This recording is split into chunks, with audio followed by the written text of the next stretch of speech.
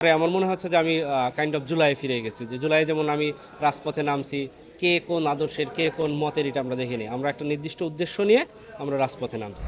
আমি জসিমউদ্দিন, আমি আছি ঐক্যবদ্ধ শিক্ষার্থী জোট, মানে যেটা শিবিরের প্যানেল নামে পরিচিত, সেই প্যানেলের আন্তর্জাতিক বিষয়ক সম্পাদকে পদপ্রার্থী। আমি যদি এক কথায় বলি, শিবিরের প্যানেলে আসার কারণ হচ্ছে তারা আমার সাথে খুব আন্তরিকতার সাথে যোগাযোগ করছে। আমি গতকাল সকাল পর্যন্ত, মানে মনোনয়ন তোলার শেষ দিন তো গতকাল ছিল, আজকে তো একদিন বাড়াইছে, তো গতকাল সকাল পর্যন্ত আমার পরিকল্পনা ছিল আমি স্বতন্ত্র করব। তো শিবিরের কেন্দ্রীয় নেতারা আমার সাথে খুব আন্তরিকতার সাথে যোগাযোগ করছে, তারা আমাকে অনুরোধ করছে।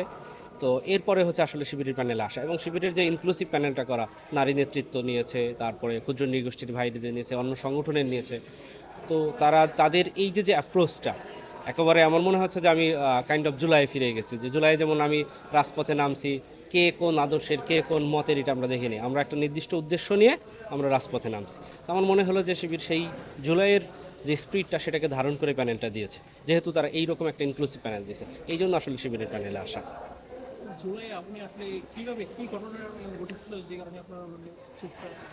জুলাইয়ের আমি তো আসলে ওই সময় চাকরি প্রার্থী ছিলাম, তো আমাদের আন্দোলনটা শুরু হয় কোটার সংস্কারের দাবিতে বা কোটা বাতিলের দাবিতে। তো আমি প্রথম দিন থেকে আন্দোলনে ছিলাম, প্রতিদিন আমরা যাইতাম। তো 17 তারিখ পর্যন্ত আমরা ক্যাম্পাস, শাহবাগ, আপনার মৎস্য ভবন, হ্যাঁ, এই মোড়গুলোতে আমরা অবস্থান নিয়েছি বা বাংলা ব্লকের সফল করছি। তো এরপরে 17 তারিখে আমাদের উপরে যে 15 তারিখ আমাদের বোনদের উপরে হামলা করা হলো, 17 তারিখ আবু সাইদ সহ 6 জন শহীদ হলেন।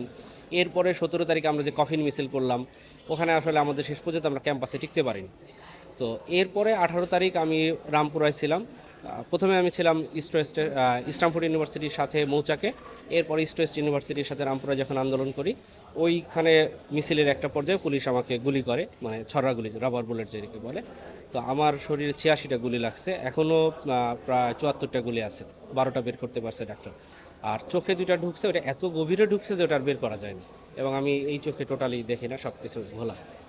আর অন্য অন্য শরীরের কিছু কমপ্লিকেশনস আছে, আমার এখানে একটা অপারেশন হয়েছে। তো এই তো আসলে আমার অভিজ্ঞতার বর্ণনা তো অনেক আসে, ছোট করে বললে আর কি। আপনাদের প্যানেলটা কেমন হচ্ছে আর কেমন সাড়া পাচ্ছেন? আমি এখন পর্যন্ত যা দেখতেছি যে অন্য যে কোনো প্যানেলের তুলনায় আমরা সব থেকে বেশি সাড়া পাচ্ছি। আমি চাই একটা সুস্থ, স্বাভাবিক, একটা স্বচ্ছ নির্বাচন হোক।